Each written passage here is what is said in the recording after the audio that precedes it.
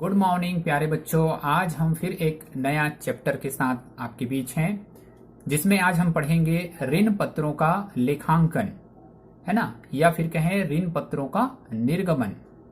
प्यारे बच्चों, इसके पहले आप लोगों ने अंश पत्रों का निर्गमन, है ना, चैप्टर पढ़े हैं, जिसमें आपने समझा कि कंपनी जो है अपनी पूंजी प्राप्त करने के लिए अंश पत्रों का निर्गमन करता है। लेकिन जब पूंजी पर्याप्त मात्रा में नहीं होती है तो कंपनी को ऋण पत्रों का भी निर्गमन करना पड़ता है, अर्थात ऋण भी कंपनी लेता है। आज इसी के विषय में इस चैप्टर के द्वारा हम इन बातों को आज समझेंगे।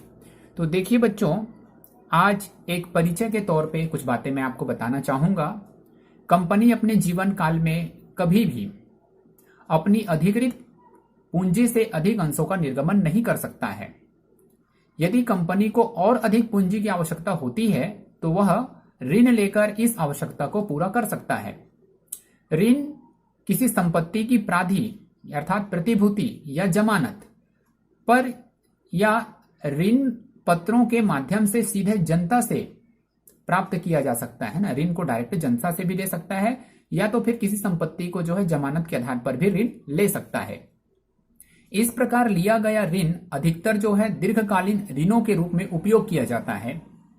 अतः ऋण प्राप्त करने के लिए ऋण पत्रों का निर्गमन करना अत्यंत सुविधाजनक होता है कंपनी के लिए। ठीक है बच्चों, तो आपको पता चल गया होगा। ठीक है, ऋण पत्रों का निर्गमन क्यों किया जाता है? क्योंकि कंपनी, है ना, को अपने जीवन काल में कभी भी वे अधिकृत पूंजी से अधिक अंश पूंजी का निर्गमन नहीं कर सकता है, और पूंजी की आवश्यकता जब कंपनी को पड़ जाती है तो ऐसे कंडीशन में वो ऋण प्राप्त करने के लिए ऋण पत्रों का निर्गमन करता है। ठीक है, अब बच्चों हम आगे देखेंगे ऋण पत्र क्या है ना। ऋण पत्र का अर्थ क्या है? देखिए, ऋण पत्र कंपनी द्वारा ऋण लेने के बदले ऋण के प्रमाण स्वरूप ऋण पत्रधारी को, ऋण पत्रधारी अर्थात, है ना, ऐसे व्यक्ति जिन्होंने कंपनी को ऋण दिया है उसको बोलेंगे ऋण पत्रधारी। तो ऋण पत्रधारी को दिया जाने वाला एक प्रलेख है ना। ऋण पत्र एक क्या है? प्रलेख है, जो ऋण पत्रधारी को ऋण लेने के बदले में दिया जाता है। ठीक है बच्चों, इसी को हम दूसरे शब्दों में देखें तो दूसरे शब्दों में एक ऋण पत्र कंपनी द्वारा लिए गए ऋण की लिखित स्वीकृति मात्र है, जिस पर कंपनी की सार्वमुद्रा अर्थात सील अंकित होती है, और इसमें एक निश्चित तिथि पर मूलधन के भुगतान का तथा मूलधन पर निश्चित दर से ब्याज के भुगतान का अनुबंध दिया होता है। कहने का मतलब यह है कि जो ऋण पत्र दिया जाता है उसमें मूलधन और ब्याज, है ना, एक निश्चित दर से देने का एक अनुबंध होता है बच्चों, ठहराव होता है। ठीक है, कंपनी जब ऋण लेती है तो इसकी स्वीकृति के लिए ऋणदाता को वह एक प्रमाण पत्र देती है। ठीक है, और यही प्रमाण पत्र क्या कहलाता है? ऋण पत्र कहलाता है बच्चों। ठीक है, कंपनी द्वारा जब ऋण लेती है तो, है ना, इसकी स्वीकृति के लिए ऋणदाता को क्या देता है? एक प्रमाण स्वरूप पत्र देता है। उसी पत्र का नाम है ऋण पत्र। ऋण पत्र पर एक निश्चित दर से ब्याज दिया जाता है।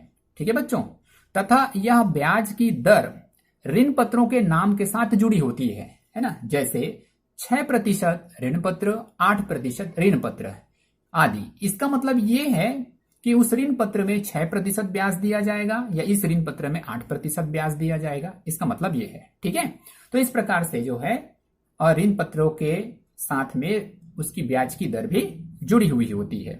ठीक है, अब देखते हैं बच्चों अगला, ऋण पत्र की विशेषताएं क्या है। तो देखिए, ऋण पत्र कंपनी द्वारा लिए गए ऋण का एक लिखित प्रमाण है।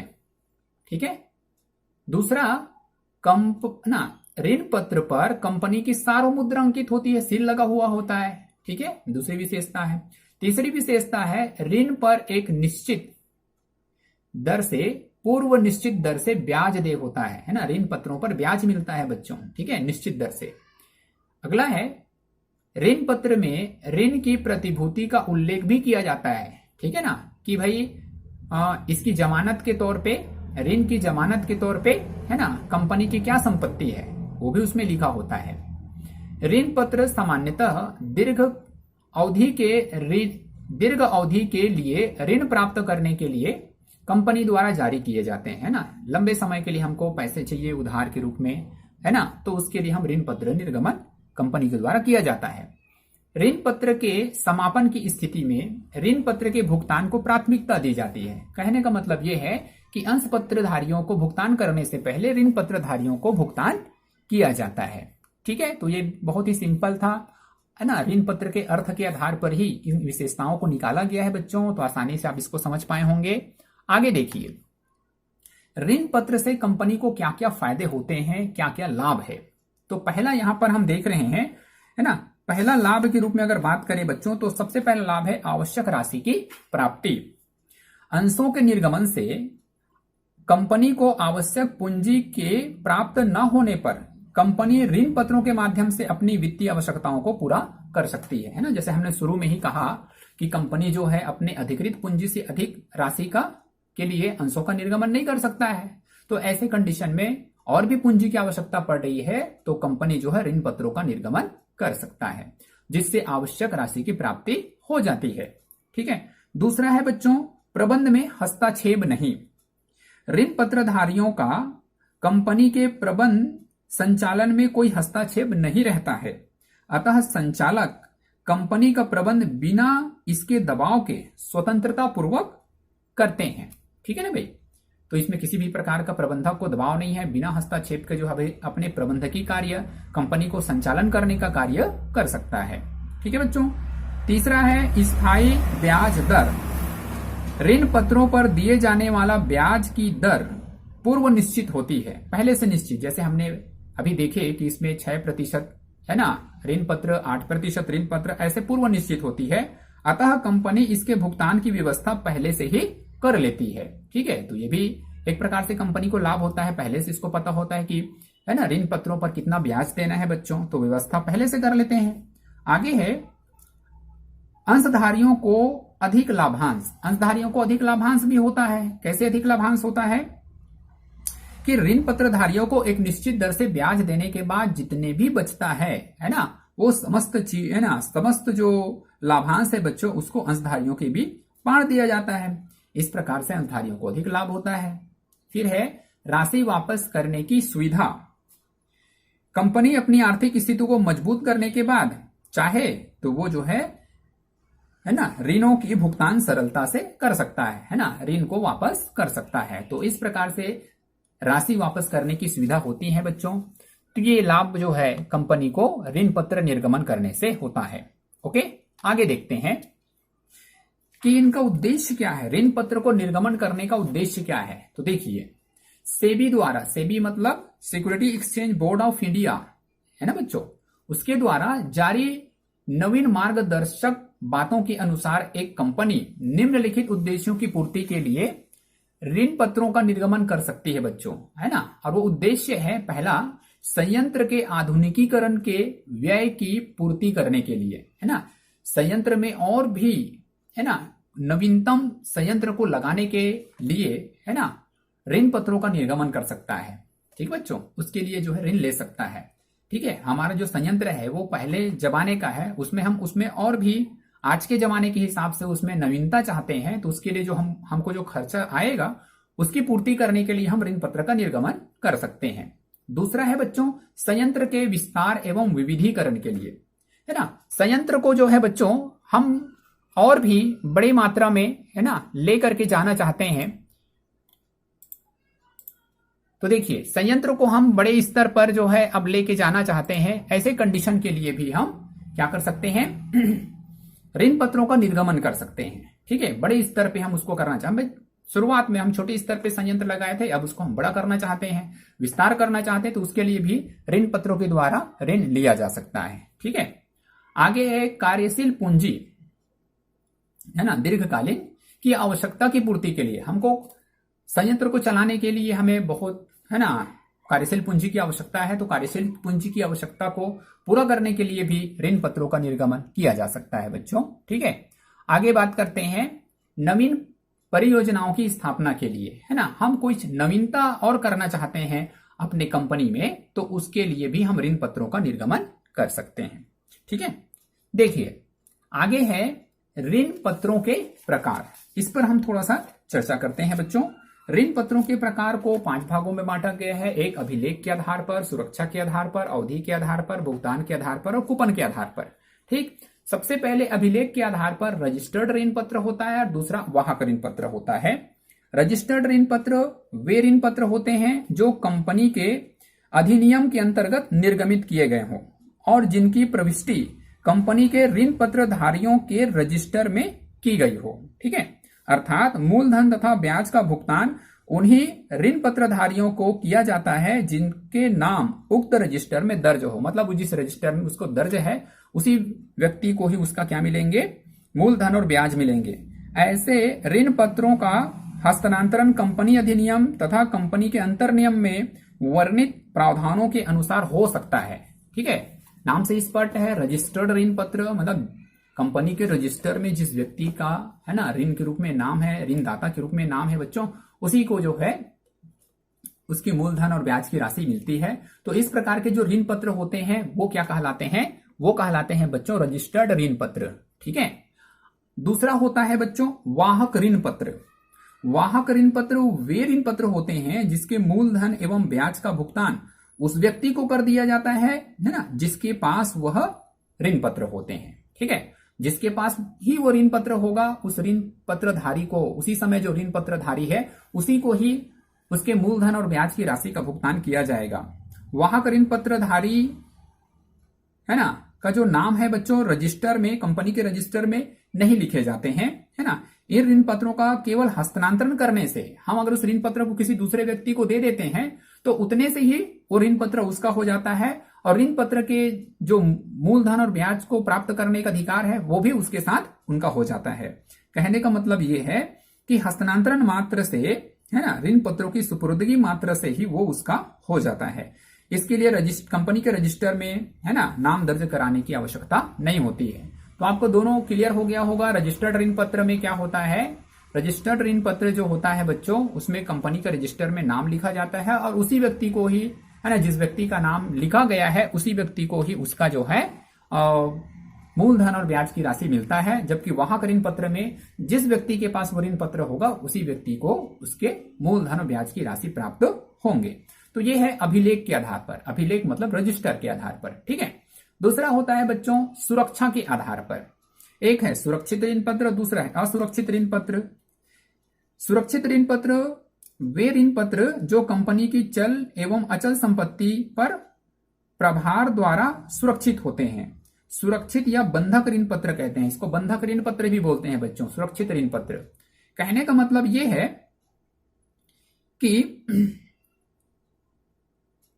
अगर कंपनी अपने ऋण पत्र धारकों को भुगतान करने में असमर्थ हो जाता है तो ऋण पत्र धारक बंधक रखी हुई संपत्ति को बेच करके, है ना, अपना ऋण वसूल कर सकते हैं। मतलब बंधक है वहां पर, है ना। तो सुरक्षित, जैसे मैंने आपको पहले बताया, है ना, कि प्रतिभूतियों के आधार पर जो है ऋण पत्र को जारी किया जाता है बच्चों। ठीक है, तो उस प्रकार के जो ऋण पत्र होगा ना, बंधक ना, किसी को प्रतिभूति रख करके, कोई संपत्ति को प्रतिभूति रख करके, जमानत के रूप में रख करके अगर ऋण पत्र जारी किया है बच्चों तो उसको बोलेंगे सुरक्षित ऋण पत्र। ठीक है, असुरक्षित ऋण पत्र नाम से ही क्लियर है, ठीक है, कि भाई इसके लिए किसी भी कंपनी की संपत्ति को, है ना, कोई जमानत नहीं रखे होंगे, गिरवी नहीं रखे होंगे। ठीक है, किसी संपत्ति की गारंटी कोई नहीं देंगे भुगतान करने की, है ना। तो इस प्रकार के जो ऋण पत्र होता है बच्चों उसको बोलते हैं असुरक्षित ऋण पत्र। ठीक, तो ये है सुरक्षा के आधार पर। अगला देखें बच्चों तो अवधि के आधार पर ऋण पत्र, एक होता है शोध्य ऋण पत्र और दूसरा होता है अशोध्य ऋण पत्र। ठीक है, शोध्य ऋण पत्र वे ऋण पत्र होते हैं जिसका भुगतान निश्चित अवधि समाप्त होने पर अथवा निश्चित अवधि के अभाव में कंपनी की इच्छा पर कभी भी कंपनी के जीवन काल में कर दिया जाता है ना। तो इस प्रकार के जो ऋण पत्र होते हैं बच्चों वो कहलाता है शोध्य ऋण पत्र। ठीक है, वो क्या कहलाते हैं, शोध्य ऋण पत्र। मतलब जिसका हम भुगतान एक समय के बाद कर सकते हैं या समय का निर्धारण नहीं है तो कंपनी के पास जैसे ही पैसा होता है उस समय उसका भुगतान कर दिया जाएगा। तो ये शोध्य ऋण पत्र कहलाते हैं।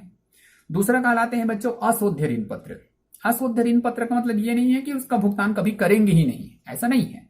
इसका भुगतान उसी समय किया जाएगा, है ना, जब कंपनी क्या होता है, कंपनी का जीवन समाप्त होता है, कहने मतलब जब कंपनी के जीवन काल में लास्ट में कर दिया जाता है उसको, ठीक है। ये कहलाता है अशोध्य ऋण पत्र। समापन के समय, कंपनी के समापन के टाइम इसका भुगतान होता है। तो ये है शोध्य ऋण पत्र और अशोध्य ऋण पत्र, ठीक है। अवधि के आधार पर शोध्य ऋण पत्र को, है ना, कंपनी के पास जैसे ही पैसा आता है उस अनुसार से उसका भुगतान किया जा सकता है, या फिर एक निर्धारित तिथि होता है उसमें भुगतान करते हैं। जबकि अशोध्य ऋण पत्र को जो है कंपनी जो है अपने जीवन काल में कभी नहीं करता है, केवल समापन के समय उसका भुगतान करता है। क्लियर है। आगे बात करते हैं बच्चों चौथा, भुगतान के आधार पर। तो भुगतान के आधार पे है सबसे पहले परिवर्तनशील ऋण पत्र, है ना, और दूसरा है अपरिवर्तनशील ऋण पत्र, ठीक है। अब सुनते हैं परिवर्तनशील ऋण पत्र क्या है। परिवर्तनशील ऋण पत्र से आशय ऐसे ऋण पत्र से है जिन्हें एक निश्चित अवधि में अंशों या फिर नए ऋण पत्रों में परिवर्तित किया जा सकता है ना, वो परिवर्तनशील ऋण पत्र कहलाता है। क्लियर है। और अपरिवर्तनशील ऋण पत्र ऐसे ऋण पत्र जिसको, है ना, हम जो है अंशों के रूप में परिवर्तन नहीं कर पाते हैं बच्चों, उसको बोलते हैं अपरिवर्तनशील ऋण पत्र। सिंपल सी बात है। क्लियर है ना। ऐसे ऋण पत्र जिसको हम अंशों के रूप में परिवर्तन करते हैं वो परिवर्तनशील ऋण पत्र कहलाता है। ऐसे ऋण पत्र जिसको हम अंशों के रूप में परिवर्तन नहीं कर सकते हैं वो अपरिवर्तनशील ऋण पत्र कहलाता है बच्चों। ठीक, आगे देखिए। कूपन के आधार पर दो प्रकार के ऋण पत्र है, एक है शून्य कूपन दर वाले ऋण पत्र, दूसरा विशेष कूपन दर वाले ऋण पत्र। शून्य कूपन दर वाले ऋण पत्र, है ना, वे ऋण पत्र होते हैं, है ना, जिस पर किसी विशेष दर से ब्याज नहीं मिलता है, उन्हें शून्य कूपन दर वाले ऋण पत्र कहते हैं। ठीक है, जिसमें एक निश्चित दर से ब्याज मिलता नहीं है वो, है ना, तो ये कहलाता है शून्य कूपन दर वाले ऋण पत्र। और विशेष कूपन दर वाले ऋण पत्र में एक निश्चित दर से ब्याज दिया जाता है, ऋण पत्र के साथ ब्याज जुड़ा हुआ होता है बच्चों, उसको बोलते हैं विशेष कूपन, है ना, दर वाले ऋण पत्र। क्लियर है। ठीक है, बहुत ही सिंपल है, इसलिए मैं थोड़ा फास्ट पढ़ा रहा हूं। आगे देखेंगे हम बच्चों, और वो है अंश पत्र एवं ऋण पत्र में अंतर क्या है। तो देखो, अंश पत्र और ऋण पत्र में पहला अंतर है, अंतर का आधार मैं लिखा हूं, जिसमें है प्रतिफल। ठीक है, तो अंश पत्रधारी जो होते हैं बच्चों, उसको लाभांश प्राप्त होता है प्रतिफल के रूप में, और ऋण पत्रधारियों को ब्याज प्राप्त होता है बच्चों। ओके। दूसरा है स्थिति, कहने का मतलब है स्थान क्या है कंपनी में उसका। ठीक है, तो अंश पत्रधारी जो होते हैं बच्चों कंपनी के स्वामी होते हैं, और ऋण पत्रधारी जो है कंपनी के लेनदार होता है। फिर बात करते हैं प्रबंध में भाग। ठीक है, अंश पत्रधारी जो है कंपनी के प्रबंध में भाग ले सकता है, और ऋण पत्रधारी जो है कंपनी के, है ना, प्रबंध में भाग नहीं ले सकता है, उसको अधिकार नहीं होता है। आगे देखेंगे, हानि होने पर, अंशधारी को हानि होने पर लाभांश नहीं मिलता है। कंपनी में कभी हानि हो गई तो उस समय जो है लाभांश नहीं मिलेगा बच्चों, जबकि ऋण पत्रधारियों को कंपनी के हानि होने पर भी उसको ब्याज जरूर मिलता है। फिर है पूंजी फिर है राशि की वापसी। पूंजी अर्थात अंश पत्रधारियों को उसकी पूंजी जो है समापन के अवसर पर ही वापस किया जाता है, जबकि ऋण पत्रधारियों की पूंजी की ऋण पत्रों की राशि एक निश्चित अवधि के बाद में वापस कर दिया जाता है। ठीक है, अभी देखें समापन पर वापसी। समापन पर क्या क्या वापस होगा देखिए, कंपनी के समापन पर अंश पत्रधारियों की जो, है ना, क्या बोलते हैं, लाभांश की राशि या फिर उसकी पूंजी की राशि जो है बाद में वापस किया जाता है बच्चों। सबसे पहले जो है ऋण पत्रधारियों को वापस किया जाता है। ठीक उसी प्रकार से कंपनी के समापन के समय में, है ना, ये कह सकते हैं कि ऋण पत्रधारियों को पहले, है ना, राशि का भुगतान किया जाता है, और उसके पश्चात ही जो है अंश पत्रधारियों को राशि का भुगतान किया जाता है। बहुत ही सिंपल है, और इसी से रिलेटेड ये अंश पत्र और ऋण पत्र था। अब अंश पत्रधारी और ऋण पत्रधारियों में क्या अंतर होता है वो यहां पर बताया है, देखेंगे। सबसे पहले बताते हैं बच्चों हैसियत। हैसियत क्या है कंपनी में, तो भाई पहले भी बताए हैं आपको, है ना, अंश पत्रधारी स्वामी होते हैं, ऋण पत्रधारी ऋणदाता होते हैं, लेनदार होते हैं। ठीक, फिर है विनियोग का प्रतिफल। ठीक है, अंश पत्रधारियों को उसके अंश पत्र के बदले में लाभांश मिलता है, और ऋण पत्रधारियों को ऋण पत्र के बदले में ब्याज प्राप्त होता है। ठीक है, फिर बात करते हैं सुरक्षा। अंश पत्रधारी जो है असुरक्षित होते हैं बच्चों, क्यों? क्योंकि भाई क्योंकि अंशों को किसी संपत्ति की जमानत पर जारी नहीं किया जाता है ना, इसके लिए कोई जमानत नहीं रहता है, इसलिए जो है ये असुरक्षित होते हैं। जबकि जो है ऋण पत्रधारी क्या होते हैं, सुरक्षित होते हैं। क्यों? क्योंकि अधिकांश ऋण पत्र को जो है संपत्ति की जमानत के आधार पर ही जारी किया जाता है, इसी कारण से ये सुरक्षित होते हैं। फिर भुगतान के संबंध में देखिए बच्चों, ठीक है, अंश पत्रधारियों को बहुधा आंशिक भुगतान ही हो पाता है, कम रूप से ही भुगतान होता है, ठीक है, जबकि ऋण पत्रधारियों को पूर्ण रूप से भुगतान किया जाता है। फिर आगे देखें धन के ना, धन वापसी, धन की वापसी।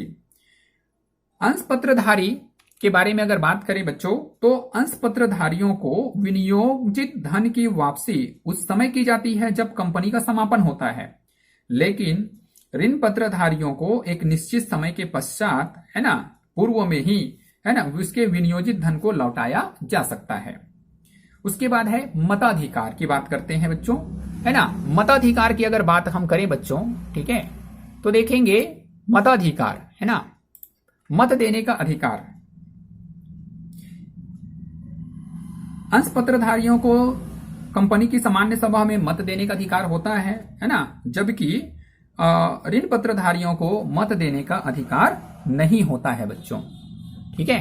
तो इस प्रकार से ये थे, है ना, अंश पत्रधारी एवं ऋण पत्रधारियों में कुछ अंतर की पॉइंट, ठीक है।